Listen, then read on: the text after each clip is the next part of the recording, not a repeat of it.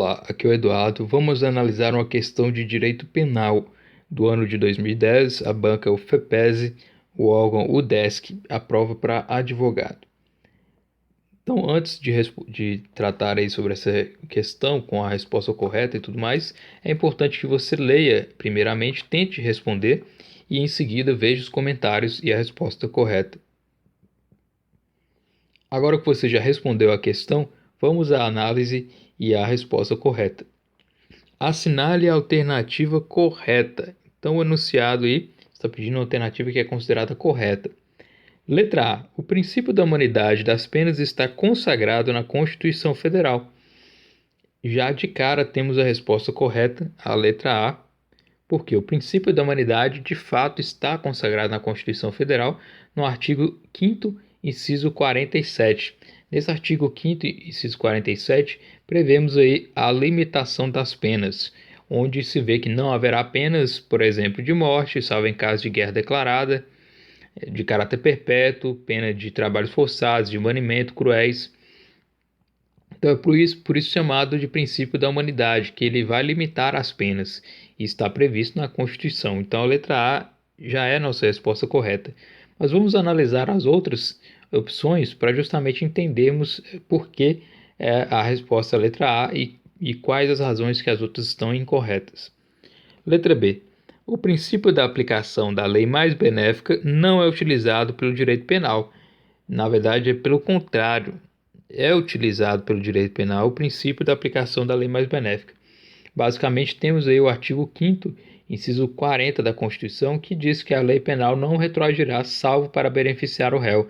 Então, a lei penal ela retroage, ou seja, ela se aplica aos fatos anteriores à sua publicação e ela deve aí beneficiar o réu, né? Então, a lei penal só retroage para beneficiar o réu. Então, por isso, o princípio da aplicação da lei mais benéfica ele é utilizado no direito penal. Então, por isso, a letra B está errada. Letra C. O princípio da intervenção mínima não se confunde com o princípio da última ratio. Na verdade, eles se confundem.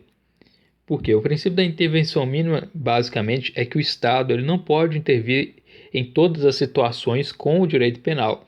Ele tem que atuar em alguns casos específicos e tem que atuar de forma subsidiária, né? O princípio da intervenção mínima tem esse caráter aí de que o Estado só tem que atuar quando lhe é devido, quando é necessário. Última ratio é basicamente uma das características da intervenção mínima, que é a subsidiariedade, né? Ou seja, o direito penal ele é subsidiário. Ele só vai ser aplicado em caso de não haver outras alternativas dentro do direito, dentro do sistema, né? Então, a última ratio é uma das características aí do princípio da intervenção mínima. Então, por isso, pode-se dizer aí que a última ratio se confunde com o princípio da intervenção mínima, portanto, a resposta está negando essa afirmação e, por isso, está errado a letra C. Letra D. Por força do princípio da insignificância, não são punidos os crimes de menor potencial ofensivo. Na verdade, o princípio da insignificância ele pode ser aplicado a um crime de menor potencial ofensivo ou não, né? Por quê? Depende muito dos requisitos necessários para ser aplicado o princípio da insignificância, que é basicamente o que? Desconsiderar determinada situação como sendo um crime, né, para efeitos de punição. No caso aí, há os requisitos aí já ressaltados, né, pelos tribunais superiores de que para que ocorra o princípio da insignificância tem que ter ausência de periculosidade social da ação, reduzido grau de reprovabilidade do comportamento, mínima ofensividade da conduta do agente, inexpressividade da lesão jurídica causada.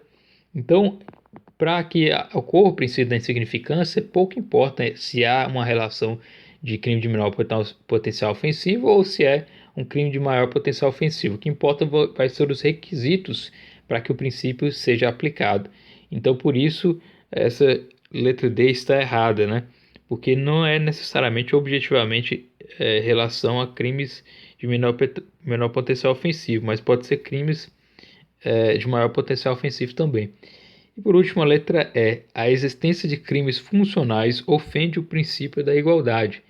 na verdade está errado. Os princípios, o princípio da igualdade, ele se aplica em todos os âmbitos do direito, inclusive também no direito penal, mas os crimes funcionais, eles são crimes específicos, porque justamente se protegem bens específicos, como por exemplo aí, o funcionário público, né?